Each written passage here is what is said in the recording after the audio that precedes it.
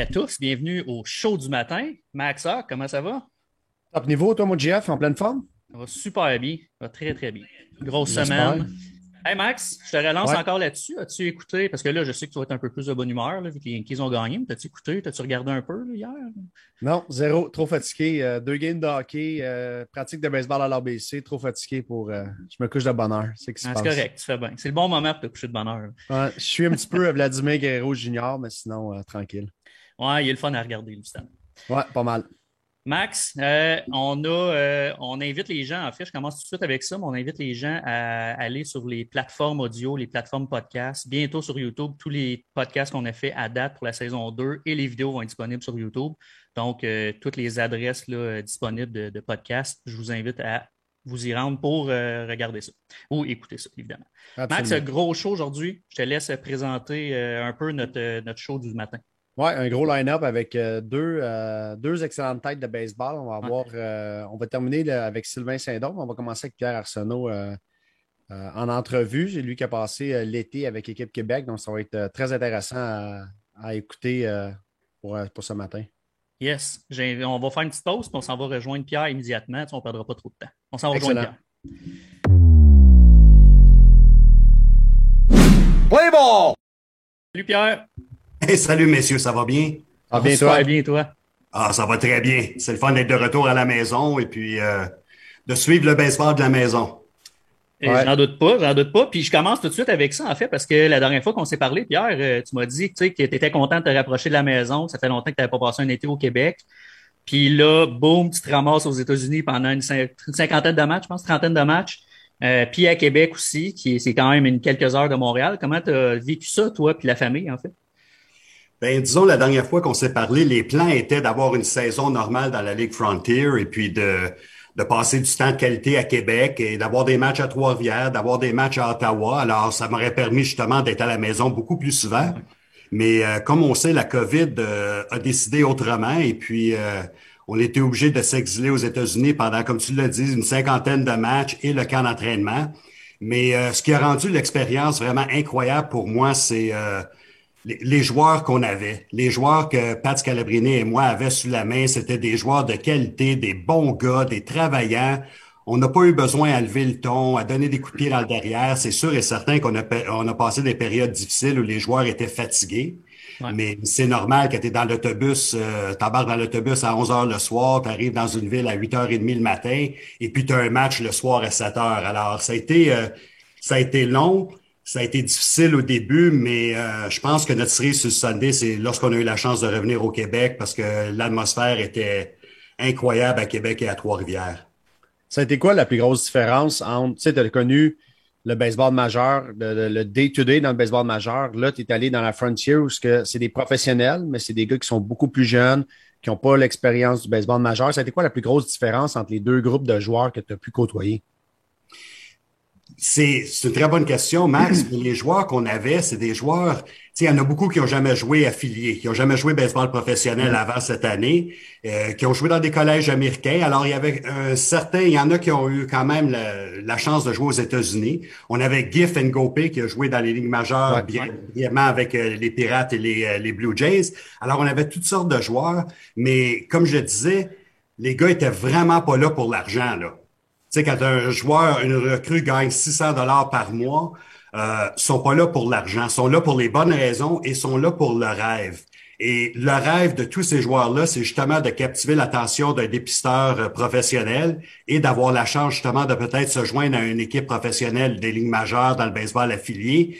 Et c'est pour ça que je vous disais en début d'émission que les joueurs était tellement motivé, arrivait toujours prêt à jouer. Oui, il y a eu des erreurs, oui, il y a eu certains petits pépins, mais rien de majeur. Et puis, c'est ça la grande différence, c'est que les gars ils se sont créés des liens incroyables pendant tout l'été et on jouait vraiment ensemble. Tu sais, c'était vraiment le concept d'équipe.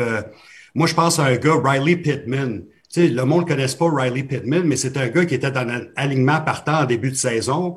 Et lorsqu'on est allé chercher Raphaël Gladu et d'autres joueurs, il a eu un rôle de second plan, mais il a toujours accepté son rôle et il n'a jamais eu une attitude négative envers l'équipe. Et c'est le genre de noyau qu'on avait autour de cette équipe-là.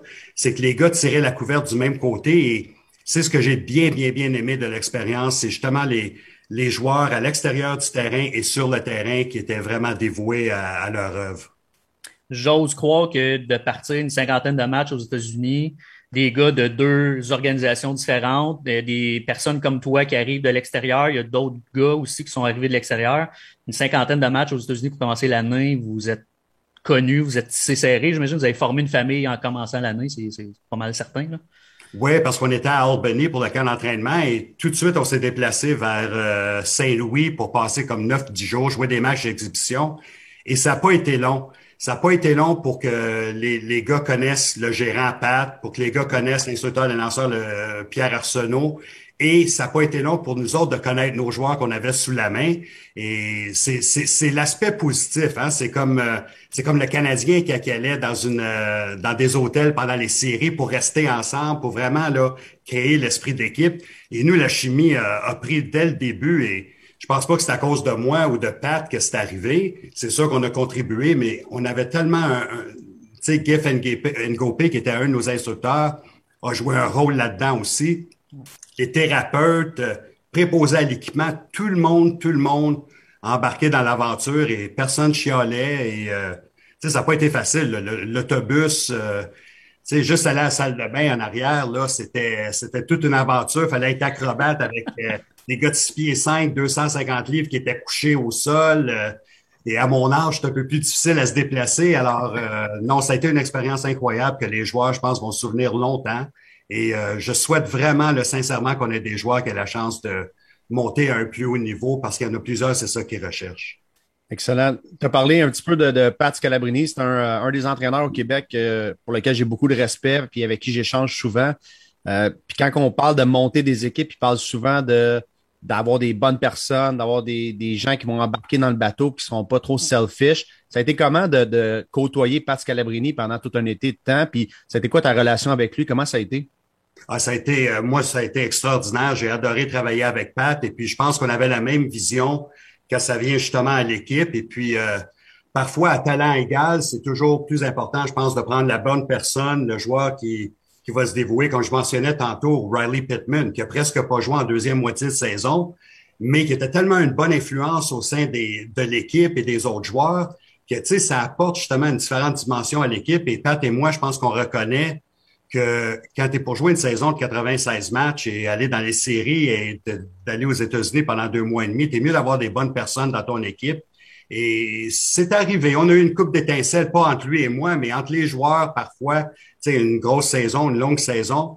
Mais le tout s'est calmé très, très, très rapidement. Et moi, j'ai adoré travailler avec Pat. Je pense qu'on était sur la même longueur d'onde. Et puis, on n'avait pas besoin de se disputer pour quoi que ce soit. On était souvent là, sur la même page, et puis on essayait de faire les mêmes choses. On avait le même but en tête, et ça, c'était de remporter des victoires et de bien traiter les joueurs en même temps, parce que c'était une situation difficile. Ouais. Assurément. J'ai aimé ça tantôt parce que tu as parlé de t'espérer que les joueurs montent puis qu'ils allaient peut-être tomber dans l'œil d'un recruteur. Puis ils avaient, les joueurs, un coach qui était un ancien recruteur professionnel des ligues majeures, étant toi, évidemment. Est-ce que tu as gardé cet œil-là pendant la saison de recruteur, de dire, hey, lui, écoute, il a le potentiel, puis peut-être que je pourrais envoyer un petit message à quelqu'un que je connais d'une organisation, ou as-tu gardé cet œil-là? Définitivement. L'œil du dépisteur, tu le perds pas. Tu sais, c'est quelque chose qui reste toujours avec toi. Et puis, oui, c'est sûr et certain, pendant la saison, j'ai justement envoyé des messages à des connaissances dans le baseball majeur au sujet de certains de nos joueurs. Mais je pense ce qui a nuit à notre équipe au point de vue de joueurs pouvant évoluer plus haut, on n'avait pas de domicile, on n'avait pas un stade avant le mois d'août vraiment où on était à Québec et on n'avait pas accès à l'information analytique de nos joueurs. Les équipes adverses ne nous donnaient pas justement cette information-là. Alors, je pense que c'était plus difficile pour les dépisteurs professionnels de suivre Équipe Québec parce qu'ils sont pas toujours pour se déplacer. Souvent, ils vont se fier justement aux statistiques avancées que les équipes peuvent leur donner. Mais il n'y a aucun doute, mon œil de dépisteur, moi, j'ai vu des joueurs que je me demande encore aujourd'hui pourquoi ils étaient au sein de notre équipe et qui n'étaient pas justement dans les ligues mineures. Surtout quand on connaît le système des ligues mineures, tu as besoin de profondeur. Tu as des joueurs qui se blessent à tous les semaines et moi, je suis convaincu, juste donner un exemple, les 2 receveurs qu'on avait, on avait les 2 meilleurs receveurs dans la ligue. Moi, je suis convaincu que Castro et Parra, c'était les deux meilleurs receveurs dans notre ligue. Et je serais pas surpris de les voir éventuellement signer un contrat avec du baseball affilié. Tu sais, je veux dire, un kid comme LP Pelletier, tu sais, même Cienfuegos, la manière qu'il a lancé, tu sais, on a des Nick Horvat, un joueur qui a été repêché comme voltigeur de centre, mais qui voulait jouer comme lanceur et qui lance 92 à 95. On avait des qualités de joueurs qu'on peut voir justement dans la classe A et peut-être même dans le 2A. Alors ça, je pense que c'est quelque chose qui va arriver peut-être pendant la saison morte, qu'il y a des joueurs qui vont peut-être avoir la chance d'aller un peu plus haut. Petite question, une petite balle courbe comme ça, Pierre. Avez-vous essayé de faire frapper Miguel Cienfuegos un peu? Oui, oui, à tous les semaines, pas tous les semaines, mais on a eu des pratiques au bâton pour les lanceurs parce qu'on savait qu'on avait David Gauthier, que lui avait signé avec Trois-Rivières comme premier but. Miguel Cienfuegos, qui est tout un athlète aussi. Alors, on essayait de les faire frapper un peu, mais malheureusement, ils n'ont pas eu la chance de se développer comme frappeur. Mais ça m'amène sur un point que toi, Max, connais bien parce que tu travailles à l'ABC, GF aussi. Moi, je suis fier justement du talent québécois. Et dans la Ligue Frontier, dans notre équipe Québec, on avait tellement de joueurs. On avait des joueurs québécois, mais c'était des joueurs d'impact dans notre alignement. Allez voir les statistiques de fin de saison et vous allez voir que les LP Pelletier, Joe Lacroix, David Glaude, Raphaël Gladu, Cienfuegos, David Gauthier ont tous participé au succès de l'équipe. Et ça, je donne crédit à Baseball Québec, l'ABC et tous les programmes qu'on a en place parce que j'ai eu la chance moi-même de voir ce que le talent québécois peut être. Et puis, moi, je pense que c'est excitant pour les années à venir de voir justement tout ce qui se passe au Québec et tout ce qui arrive pour les jeunes joueurs. Absolument. Puis, tu sais, si je peux faire un peu de millage là-dessus, là, je pense qu'il va en avoir encore plus. Puis, je pense qu'on va finir par avoir les Capitales et les Aigles avec des joueurs du Québec. Il va en avoir beaucoup. Puis, des joueurs d'impact, comme tu as dit. C'est des super bons joueurs. Puis, je pense que, tu sais, c'est des gars que j'ai coachés dans ma première tranche de haute performance parce que j'ai quitté un petit peu, là. Mais de ma deuxième tranche de haute performance, là, des 6 dernières années, là, il y a des joueurs qui sont de qualité, Frontier League, Minor League. Fait que je pense que ça va augmenter, ça va être appelé à être augmenté. Fait que c'est une très bonne nouvelle pour les deux organisations, effectivement. Je pense que la pyramide, maintenant, je pense qu'on peut voir qu'il y a des options. Tu sais, il y a des collèges américains, il y a le baseball affilié professionnel, mais aussi l'option des Aigles de Trois-Rivières, d'Ottawa, qu'on a oublié, et Québec.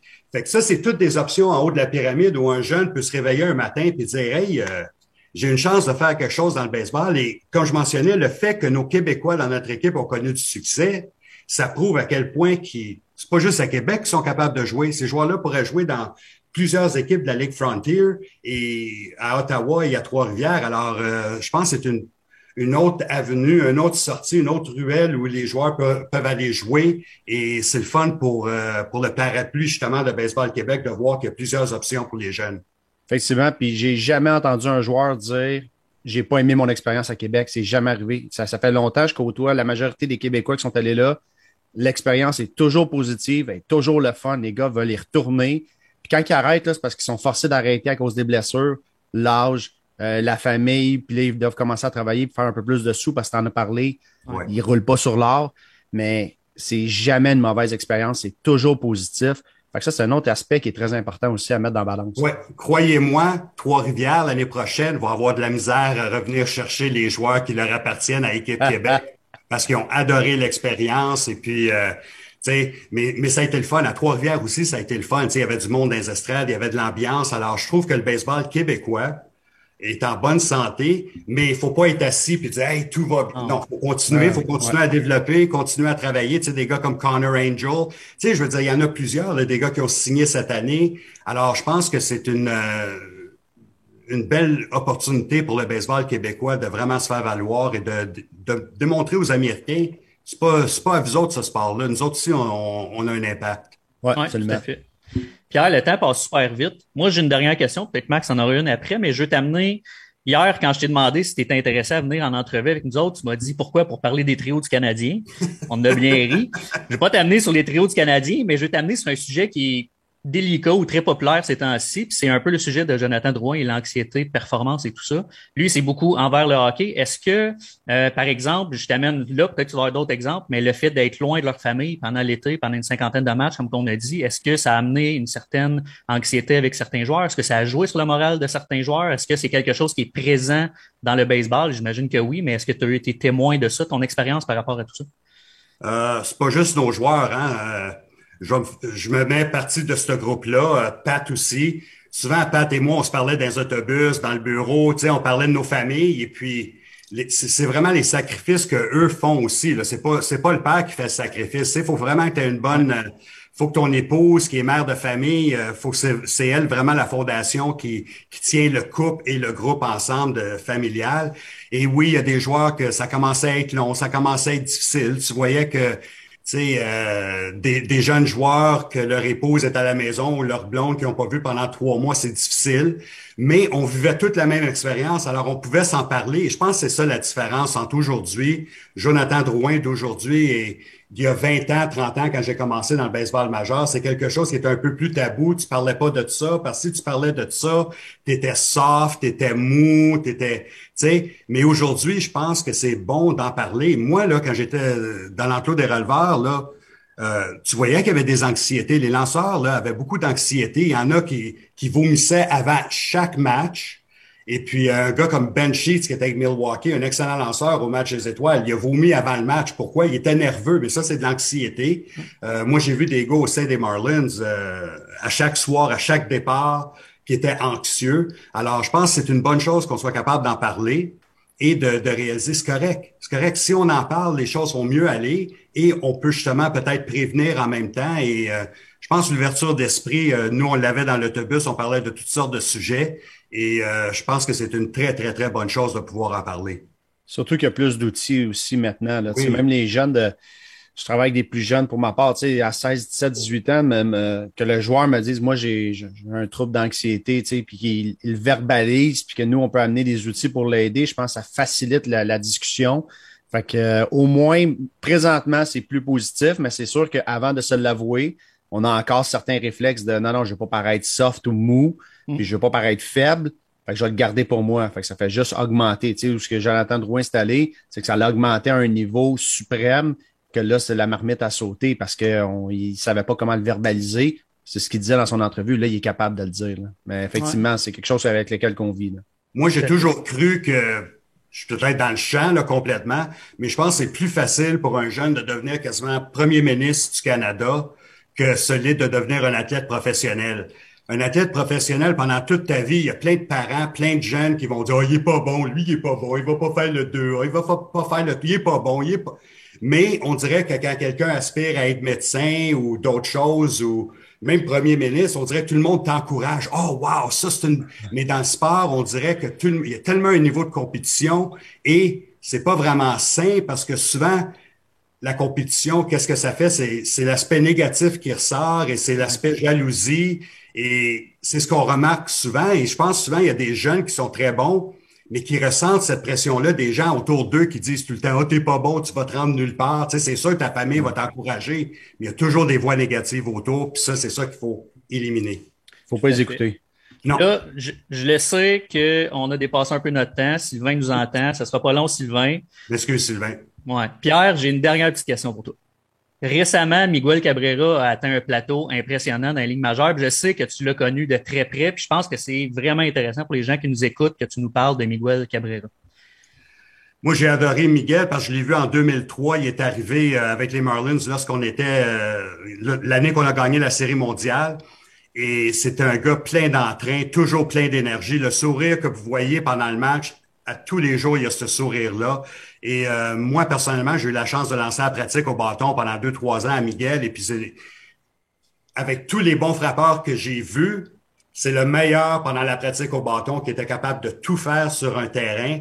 Et puis, je suis tellement fier de voir les choses qu'il est en train d'accomplir. Et puis, le fait que j'ai eu la chance de remporter la Série mondiale et que Miguel était là, Dontrelle Willis, des jeunes d'impact qui sont arrivés sur la scène et qui n'ont pas eu peur et qui se sont justement implantés dans l'esprit d'équipe. Moi, je suis très fier de Miguel. C'est un gars que j'ai adoré, que j'adore encore aujourd'hui et que j'étais vraiment fier de voir son 500e circuit. Et aussi, c'est un gars qui frappe 311 en carrière. Faut pas oublier. Ah ouais. Tout un frappeur, c'est pas juste un frappeur de puissance. Il est Hall of top 20, Fame. je pense, au niveau de la moyenne dans l'histoire.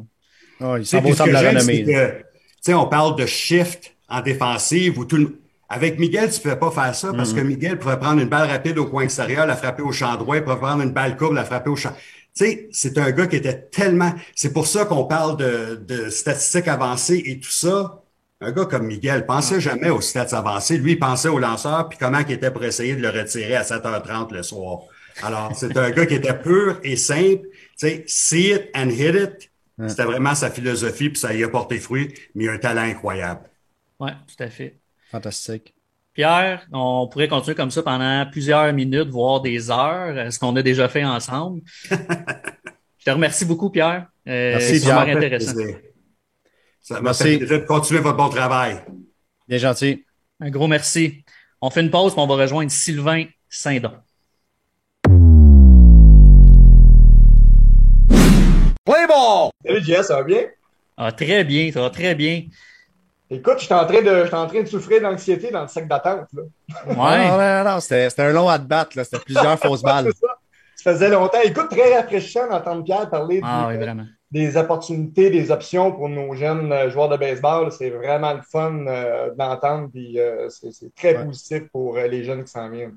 Tout à fait. J'ai eu quelques discussions avec Pierre, puis à chaque fois, c'est tout le temps, écoute, on n'a jamais assez.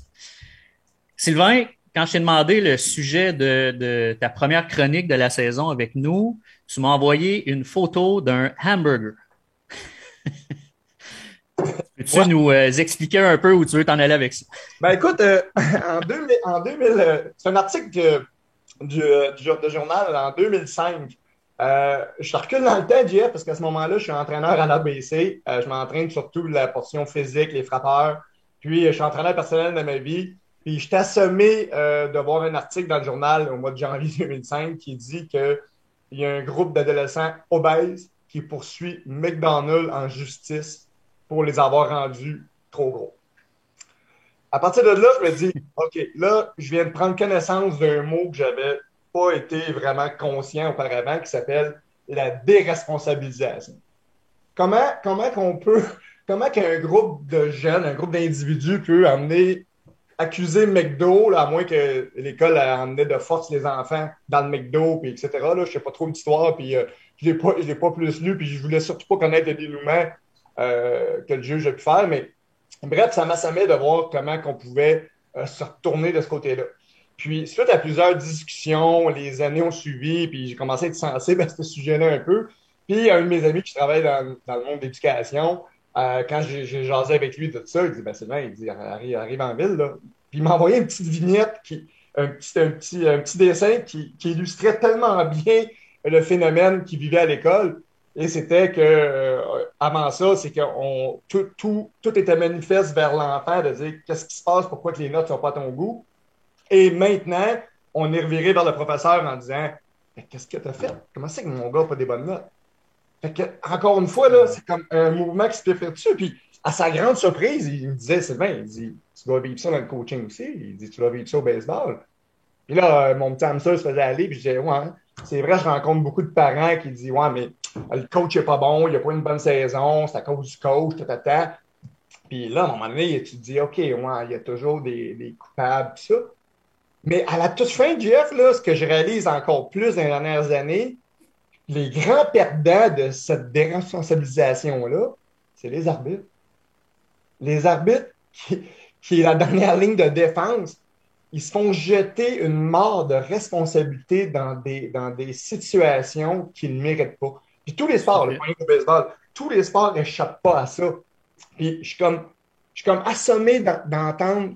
Je rencontre un parent avec son fils de 12-13 ans au centre d'achat en plein hiver. Ils reviennent d'un tournoi de hockey. Le kid est dans mes écoles de baseball à ce moment-là. Puis il jase avec le parent, avec le parent en question. Puis il arrive d'un tournoi de hockey. Puis on s'est fait voler. L'arbitre nous a enlevé carte d'un but qui n'aurait pas dû. Ça a changé la game. On a perdu à cause de l'arbitre. Le kid de 12-13 ans à côté, il dit, papa, on a perdu 6-1. Là. Tu sais, c'est comme. Fait que je dis, ouais, 6-1. Ouais, mais ça a tout changé, puis tout ça. Là, le kid, il a 12-13 ans, là, puis il disait à son père, il dit, Papa, il dit 43 lancés contre 7, il était bien trop fort pour nous autres.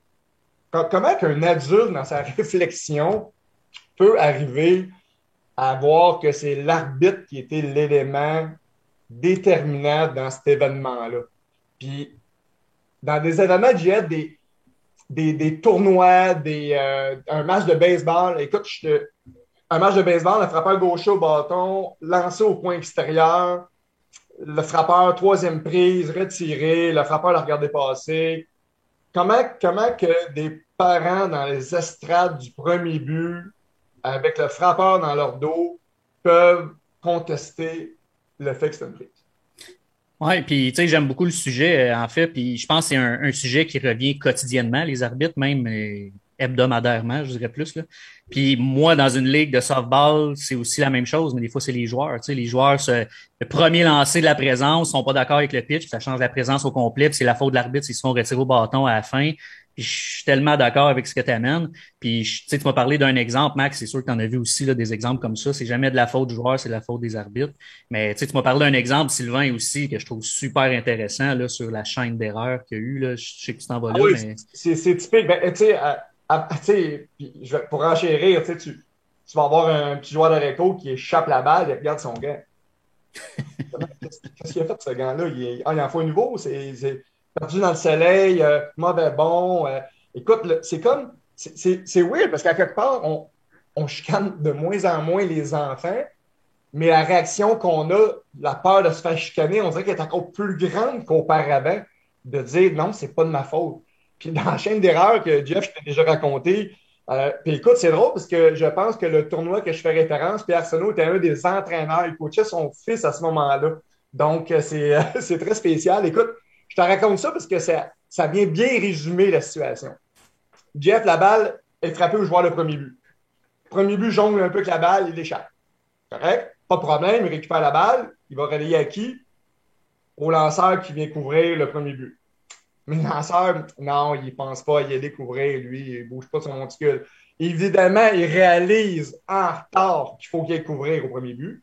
Donc, il part. Le joueur de premier but, jeu de football un peu, là, le lanceur, le coureur arrive en même temps. Le joueur de premier but lance ça tout croche dans la clôture. Donc, le coureur est sauf. Évidemment, les balles dans la clôture, le coureur fait quoi, Jeff? Oh, ben, Le deuxième but. Le lanceur récupère la balle, lance au joueur d'arrêt court qui vient au deuxième coussin, par-dessus le joueur d'arrêt court. Donc, Série. Série m'a dit le champ gauche, il faut qu'il aille couvrir. C'est vraiment bien, Série. Et à ce moment-là, on lance par-dessus le joueur d'arrêt court qui est au deuxième coussin. Pas de problème, normalement, le champ gauche, il est derrière le jeu. Non, lui, il a deux bras croisés, puis il trouve qu'il y a des super bons billets, puis il regarde qu'est-ce qui se passe, puis il n'y a pas de problème. Il manque juste le popcorn. La balle, à cause que la balle passe par-dessus le joueur d'arrêt court au deuxième coussin, le coureur file vers le troisième but. Évidemment, parce que le champ gauche, il faut qu'il ait récupéré la balle vers le champ. Le coach au troisième but pousse sa loque et envoie le coureur au marbre. Et le coureur, à bout de gaz, à plus de souffle, s'en va au marbre, glisse. Et moi qui est derrière le backstop, la red badge, je pense sincèrement qu'il est retiré, mais aux grandes dames de la défensive et de tous les parents derrière, l'arbitre, sauf le coureur est sauf, on marque un point. Et là, tout le monde saute partout, tout le monde est enragé en défensive parce que l'arbitre a collé le joueur sauf, il était supposé être mort. Ben, les parents, ils ont de l'écume sur le bord de la bouche. Écoute, ça s'en va dans tous les sens. Et là, évidemment, je regarde la scène, puis comme j'étais un peu comme assommé, puis là, je m'en vais après la manche, je m'en vais directement vers le banc au premier but pour entendre un peu les commentaires des entraîneurs par rapport aux joueurs. Puis les joueurs reviennent en défensive, puis le champ gauche, il se fait dire bon, ben, écoute, beau lancer au marbre, bravo, il est à mort, t'as bien fait ça, tout est beau, tout ça. Mais au final, JF, là, il n'y a personne qui a parlé au joueur de premier but qui a échappé la balle puis qui l'a mal lancé dans la clôture, ce qui fait 2 erreurs sur le même jeu. Personne n'a parlé au lanceur qui est allé mal couvrir le premier but, qui était supposé d'y aller. Personne n'y a dit un mot. Il l'a lancé dans le champ. Il a récupéré la balle, il l'a lancé beaucoup trop haut. Personne n'a chialé contre ça. personne n'a chialé non plus contre le champ gauche qui avait les bras croisés, qui n'a pas été couvrir en arrière du joueur qui est allé au deuxième but. Au final, là, la seule personne qui a écopé, c'est qui? C'est l'arbitre. Puis on n'aurait jamais dû se rendre à lui, Jeff. On n'aurait pas dû se rendre à lui. C'est ridicule. Ça veut dire qu'on aurait dû blâmer beaucoup plus de personnes, beaucoup plus de joueurs avant de blâmer l'arbitre. L'arbitre était... Il est le dernier, c'est le moins coupable du groupe, mais c'est lui qui reçoit le plus d'insultes, le plus de bêtises des gens, etc. Puis dans le fond, c'est vraiment que c'est les autres qui ont produit ça. Max, toi qui as été arbitre et entraîneur, est-ce que tu vois une solution à ça? Ben, une solution. C'est sûr que c'est tout à fait facile de mettre le blâme sur l'arbitre parce que c'est lui qui est tout seul dans son camp. Mais tu sais, à la fin de la journée, là, il y a une situation qui ressemble à ce que Sylvain a décrit qui s'est passé dimanche avec les gars de l'ABC. C'est la première fois que je voyais ça en 6 ans. La balle, là, on joue au tennis, là, puis personne ne voulait la frapper, personne ne voulait la pogner. Ça a fini que c'était un homme au premier but, roulant au premier but. Donc, balle à double jeu facile. Ça a fini qu'on donnait un point, puis le frappeur-coureur a fini sur le troisième but. Fait que t'as idée que ça ressemble un peu à ce que tu viens de dire, Sylvain. J'ai pas dit un mot avant avant le speech de la fin de la game. Puis mon speech était faut se responsabiliser, puis il faut être meilleur dans chacune de nos actions. Puis c'est là que je rejoins Sylvain, où faut arrêter de chercher des coupables, puis il faut se regarder en tant que coach, tu veux que les joueurs soient responsables. Puis la première chose, là, si tu veux savoir si un joueur est capable de l'amener à un autre niveau, là, c'est qu'il est capable de te dire ouais, c'est de ma faute parce que j'ai pas été assez bon, j'ai pas été assez focus, j'ai pas fait mon covering. Quand un joueur est capable de reconnaître son erreur, comme un coach doit être capable de reconnaître son erreur, c'est là que tu avances. Puis à partir de ce moment-là, tu n'as plus besoin de regarder les arbitres. Tu n'as plus besoin de. OK, l'arbitre, là, souvent, je vais dire, dans ta présence au bâton, là, tu as un pitch qui t'appartient, qui va être super beau, tu vas être capable de le driver. Il y a un pitch que le lanceur va faire parfaitement, qui va être difficile à frapper. Puis il y a un pitch que l'arbitre, tu ne seras pas d'accord avec lui. C'est vrai. Fait que manque-les pas. Sois prête pour le pitch qui va t'appartenir. Fait que tu le sais. Puis à la fin de la journée, là, ce que je répète le plus souvent, c'est so what. Il a callé mort, tu pensais qu'il était safe, so what, rentre au banc, passe à autre chose. Parce que si tu t'appuies toujours sur l'arbitre, à un moment donné, ça va être ton seul point de focus. Tu ne seras pas capable d'aller à un prochain niveau, tu ne seras pas capable de t'améliorer. Tu ne seras jamais capable de dire c'est moi qui l'ai manqué. Tu comprends? Fait que c'est le plus souvent possible, on enlève l'arbitre de l'équation. Puis c'est pour ça que dans les dernières années, je sors de moins en moins ces arbitres, sauf quand c'est de la réglementation qui est mal appliquée. Puis quand je suis pas d'accord avec eux sur la zone de prise, ben je fais comme j'ai fait le vendredi passé. Pendant qu'il nettoie son marbre, je dis Luc, elle était pas un peu haute la dernière? Non, elle était borderline. OK, c'est beau. Puis je continue à marcher, puis so what, on passe à autre chose. Je sais qu'il va coller là. On continue à s'acharner là. C'est juste qu'à un moment donné, si c'est pas la réglementation, tu passes à autre chose. Passe à autre chose parce que tu vas toujours les trouver pas bons, puis tu seras jamais d'accord avec eux à chaque fois que ça va aller de l'autre côté. Fait que... Est-ce qu'il y a des façons d'amener, parce que, encore une fois, Sylvain, on a parlé de ça un peu, mais moi, personnellement, ma première présence au bâton, puis là, encore là, c'est une ligue de softball, c'est pas au baseball, mais j'étais quand même comme ça dans le temps.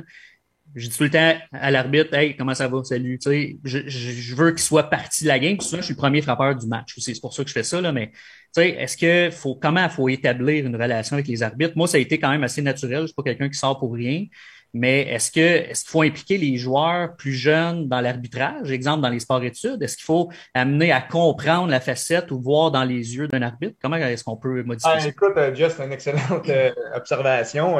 Je vais te résumer un parent à un moment donné dans une jasette qui me disait qu'il chialait beaucoup avec les arbitres, puis depuis que son gars arbitre, il a complètement une autre facette.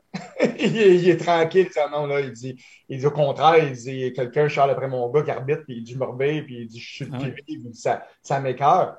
Ben, je pense qu'il faut que les gens prennent conscience qu'il n'y a pas une veste anti-balle, cet individu-là qui arbitre, là. Donc, c'est une des premières étapes. L'autre chose, comme Maxime dit, en tant que coach, il faut t'éliminer cette équation-là. Si tu prônes le respect à tes athlètes de dire l'arbitre, les gars, il faut oublier ça, mais tu es le premier à foncer vers l'arbitre à tous les jeux dans un match, tu n'es absolument pas crédible.